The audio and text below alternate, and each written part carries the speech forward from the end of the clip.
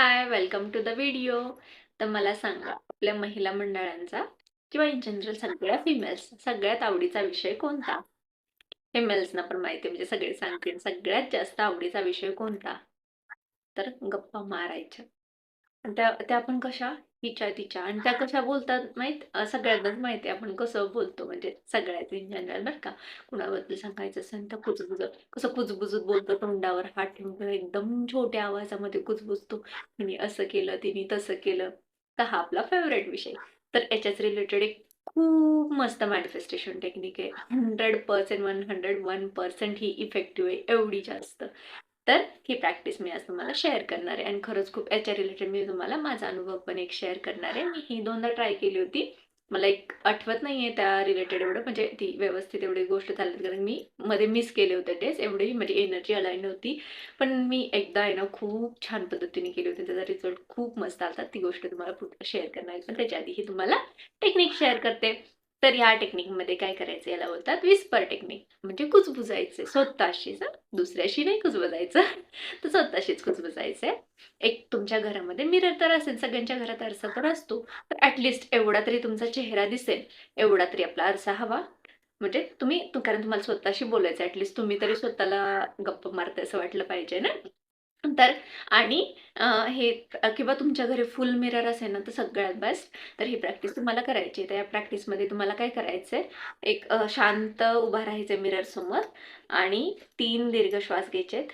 3 श्वास सोडायचे, दीर्घ श्वास घेऊन सोडायचे. हे कशासाठी? तर आपली म्हणजे जे काही आपले विचार चालले ते शांत व्हावे पण स्टेबल व्हावे, यासाठी हे छोटेसे म्हणजे 3 डीप ब्रिथिंगची प्रॅक्टिस करायची आहे. आणि त्यानं मग नंतर आरशासमोर उभं राहून स्वतःशीच कुजबुजायचे तुमच्या मॅनिफेस्टेशन बद्दल. आणि काय कुजबुजायचं, की तुमची ती मॅनिफेस्टेशन जी काही आहे ती पूर्ण झाली आहे आणि तुम्ही खूप आनंदी आहात. कशा पद्धतीने झाली या गोष्टी तुम्ही ॲज अ अफर्मेशन किंवा एक स्टोरी सांगू शकता. आणि ही गोष्ट तुम्हाला 11 वेळा करायची.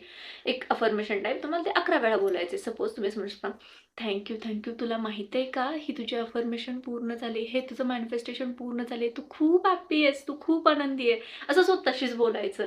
तर आणि हे 11 वेळा जेव्हा तुम्ही कराल ना, तर त्यानंतर तुम्हाला पुन्हा 3 डीप ब्रीथ करायच्यात आणि एक्झेल करायचंय आणि सोडून द्यायचंय.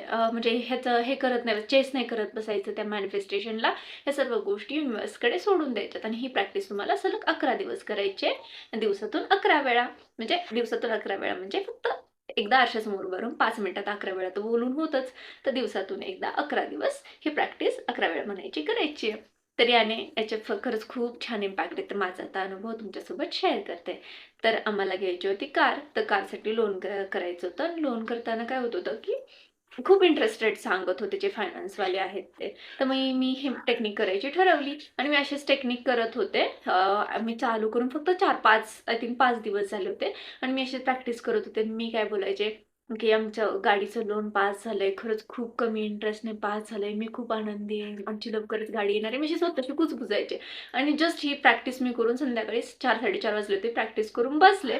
आणि मी जसे बसले, की म्हणजे मी स्टडी करत बसले होते आणि 5च मिनिटामध्ये जे फायनान्सवाले आहेत ते घरी आले. आणि एका चांगल्या कंपनीचे फायनान्सवाले होते ते. तर त्यांनी आहे ना ते फायनान्स खूप कमी रेटने करून दिलं, ॲज अ युज्युअल म्हणजे जे आम्ही दुसरीकडे बघत होतो त्यापेक्षा कमी रेटने करून दिलं.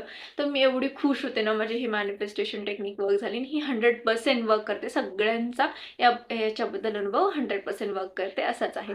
तर ही छोटीशी सगळ्यांच्या फिमेलच्या तावडीची गोष्ट आहे. तर ही टेक्निक नक्की करून बघा, तुम्हाला खूप छान इम्पॅक्ट भेटेल. व्हिडिओ आवडला असेल तर लाईक करा, शेअर करा, सबस्क्राईब करा आणि आलेला अनुभव मला कमेंट बॉक्समध्ये शेअर करायला विसरू नका. थँक्यू.